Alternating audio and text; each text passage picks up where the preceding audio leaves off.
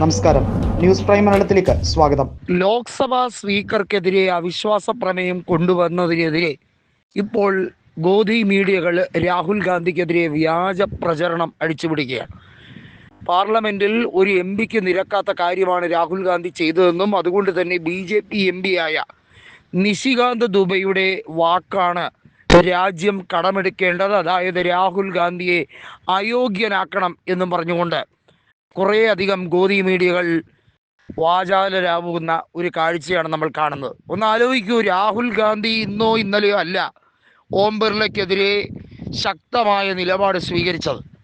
2019 ഓം ബിർളയെ ആദ്യ തവണ സ്പീക്കറാക്കിയപ്പോൾ അദ്ദേഹം കാണിച്ച നിരുത്തരവാദിത്തപരമായിട്ടുള്ള സമീപനം ജനാധിപത്യ ധ്വംസനം നടത്തുന്നതിൻ്റെ ഏറ്റവും വലിയ തെളിവായിരുന്നു ചരിത്രത്തിൽ ഏറ്റവും കൂടുതൽ MP-മാരെ സസ്പെൻഡ് ചെയ്ത നടപടിക്രമം.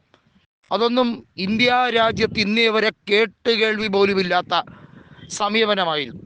ഇവിടെ തിരഞ്ഞെടുക്കപ്പെടുന്ന MP-മാർക്ക് അവിശ്വാസ പ്രമേയം കൊണ്ടുവരാനും അത് അവതരിപ്പിക്കാനുമുള്ള എല്ലാ ഭരണഘടനാ അനുമതിയും പാർലമെൻറ്റിൽ നിക്ഷിപ്തമാണ് എന്നിരിക്കെ പാർലമെൻ്ററി കാര്യമന്ത്രി കിരൺ റിജിജു ബോധപൂർവം അതൊക്കെ മറന്നുകൊണ്ട്, അതൊക്കെ വിസ്മരിച്ചുകൊണ്ട് BJP-യിൽ ചില ഗുണ്ടായിസം കാണിക്കുന്ന ചില നേതാക്കളെ ഇറക്കി താൻ പോരിമ കാണിച്ച് തൽക്കാലത്തേക്ക് അന്തരീക്ഷത്തെ വീണ്ടും മലീനസമാക്കി കളയാം എന്നൊക്കെ ചിന്തിക്കുന്നുണ്ടെങ്കിൽ രാഹുലിനോട് കളി വേണ്ട എന്ന് തന്നെയാണ് പ്രതിപക്ഷം ഒന്നടങ്കം പറഞ്ഞിരിക്കുന്ന. കാരണം ഓം ബിർള അയോഗ്യനാണ്.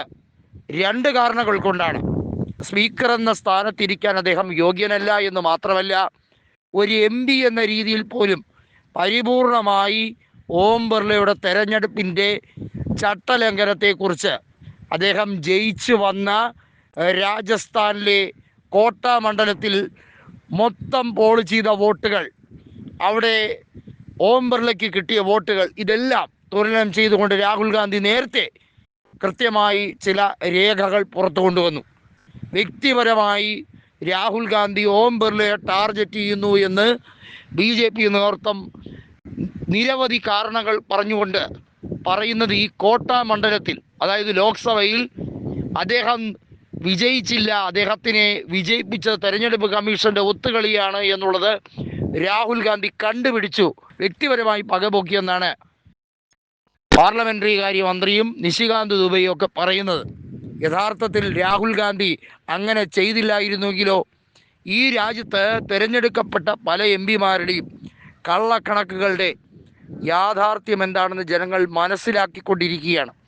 ജനങ്ങളെ സംബന്ധിച്ചിടത്തോളം അവർ ഒരു കാര്യവും നാളത്തേക്ക് മാറ്റിവെക്കാൻ തയ്യാറാകില്ല. അവരുടെ പ്രതിനിധികൾ ഇന്നല്ലെങ്കിൽ നാളെ അവിശ്വാസം കൊണ്ടുവരുമെന്ന പ്രതീക്ഷയോടെയാണ് ഈ രാജ്യം കാത്തിരിക്കുന്നത്.